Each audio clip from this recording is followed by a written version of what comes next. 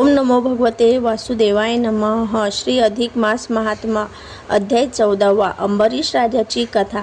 या अगोदरच्या अध्यायामध्ये आपण अधिक महिन्यातील पंचपर्व ही महत्त्वाची कोणती आहेत याविषयीची माहिती बघितलेली आहे। तर या अध्यायामध्ये आपल्याला अंबरीश राजाची कथा ही बघायची आहे। तर भगवान म्हणाले, लक्ष्मी दुर्वास ऋषींनी देवेंद्राची खूप समजूत घातली, पण देवेंद्र पुन्हा पुन्हा विनवणी करू लागला की मुनिवर्य, तुम्ही त्या अंबरीश राजाकडे एकदा जा आणि पहा व तरी काय काय होईल ते। मग दुर्वास ऋषींना नाही म्हणावेना। त्यांनी मनात विचार केला की काही हरकत नाही, या निमित्ताने तरी देवेंद्राच्या आग्रहामुळे आपण अंबरीश राजाकडे जावं आणि त्या पुण्यवंताचं दर्शन तरी घ्यावं। पण त्या पुण्याईच्या सत्वहरणाचं काय? आणि देवेंद्राचा तर त्याच गोष्टीबद्दल आग्रह आहे। असो, पाहूया तरी पुढे काय होईल ते। तो अधिक महिना चालू होता। अंबरीश राजाने नेहमीप्रमाणे द्वादशीचे व्रत केले होते, पण दशमीला फक्त एक वेळा भोजन, एकादशीला संपूर्ण कडक उपवास आणि द्वादशीला सूर्योदयापूर्वी पारणे म्हणजे त्या साधन द्वादशीला ब्राह्मणांची सहस्र भोजने। मग दुर्वास ऋषींनी ती संधी साधून एकादशीच्या रात्रीच आपला 60 सहस्र शिष्यांसह अंबरीश राजाच्या राजवाड्यात प्रवेश केला। तो एवढ्या संख्येचा समुदाय आणि स्वतः दुर्वास ऋषी आलेले पाहताच अंबरीश राजा आनंदाने म्हणाला, वा वा, आज माझ्या भाग्योदयच झाला। इतकी सहस्र भोजने मला साधन द्वादशीच्या पारण्याला घडणार।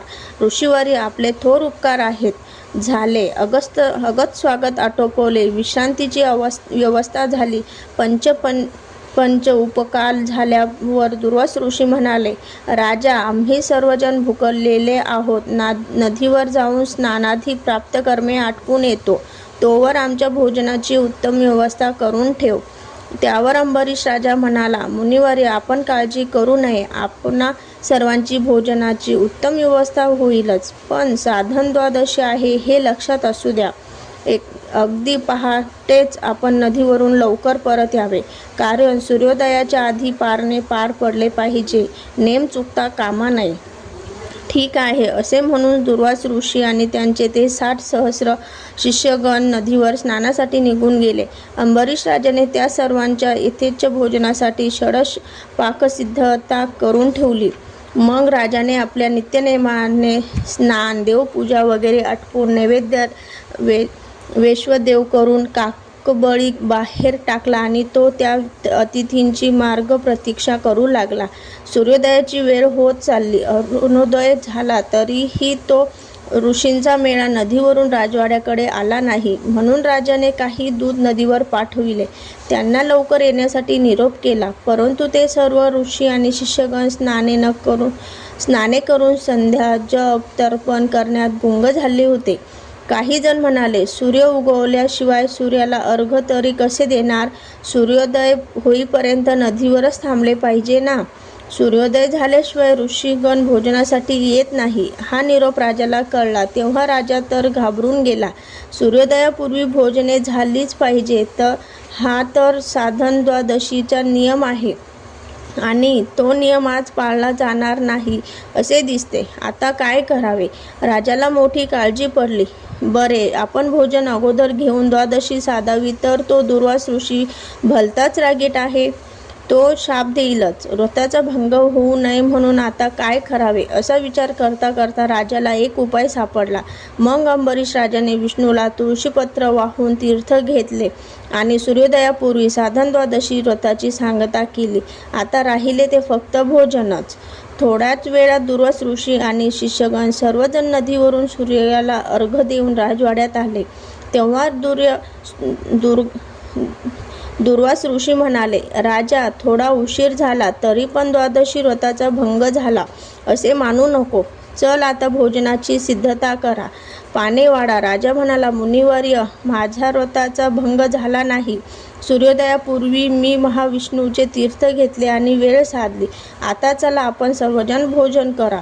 काय, तू तीर्थ घेऊन द्वादशी व्रत पूर्ण केलेस? अरे चांडाळा, तीर्थ घेतलेस ते भोजनाच्या जागी ना, मग ते तू भोजनच केलेस की? आणि आता आम्ही काय त्या उष्ट अन्नाचे भोजन करावे? छे आता आम्हाला ते भोजन नको. चला रे शिष्यांनो, परत चला, निघा इथून, असे म्हणत दुर्वास ऋषी रागारागाने तनतन निघाले. राजा अंबरीश हात जोडून नम्रपणे म्हणाला, मुनिवर्य, असा राग करू नका, अन्नाला डवलून जाऊ नका. त्यावर दुर्वास ऋषी संतापून म्हणाले, राजा, तुला मोठा गर्व झाला आहे. तुला वाटले मीच साधन द्वादशीचे हे व्रत नेमनिष्ठेने पाळले, पण आम्हाला भोजनाचे निमंत्रण देऊन आम्ही येण्याआधीच तू तीर्थप्राशन करून का होईना आधी द्वादशी सोडलीस. हे महापापच झाले की या पापाचे फळ म्हणून मी तुला शाप देतो की तुला मुक्ती मिळणार नाही. 100 वेळा गर्भवास पत्करून शतजन्म दुःखे भोगावी लागतील. जा, आम्ही आता इथून उपाशी पोटीच जाणार. आम्हाला नको ते तुझे उष्टे अन्न. तीर्थ घेऊन सोडली द्वादशी आणि आमंत्रित ठेवले उपवाशी. वा रे वा राजा अंबरीश. अंबरीश राजा पुन्हा पुन्हा विनवीत होता, तरीही तो कोपिष्ट दुर्वास ऋषी शांत होईना. तो म्हणतच राहिला, राजा, तू महापाप केले आहेस. मी तुला शाप दिला आहे. शतजन्म तुला गर्भवासाची दुःखे भोगावी लागतील. मग अंबरीश राजाने प्रभू विष्णूंचा धावा केला. त्याने प्रार्थना केली, भगवंता, मी हे तुझे साधन द्वादशीचे व्रत नेमनिष्ठेने केले, पण त्या व्रताचा भंग होऊ नये म्हणून तुझे तीर्थे घेतले, तर हे काय माझ्यावर या शापाचे अरिष्ट कोसळले. देवा, आज माझी लाज राखली पाहिजे. या ऋषीने माझे आज जणू सत्वहरण केले आहे. तेवढ्या चमत्कार झाला. भगवान विष्णू स्वतः गरुडावरून आरूढ होऊन आले आणि राजा अंबरीशापुढे येऊन दुर्वास ऋषींना म्हणाले, हे मुनी श्रेष्ठा, अंबरीश राजा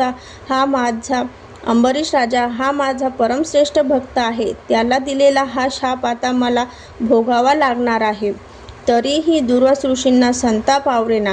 त्यांनी आपली एक जटा उपटून जमिनीवर आपटली. त्या जागेवरून एक भयंकर कृत्य राक्षसी उत्पन्न झाला. ती अंबरीशावरून धावून गेली.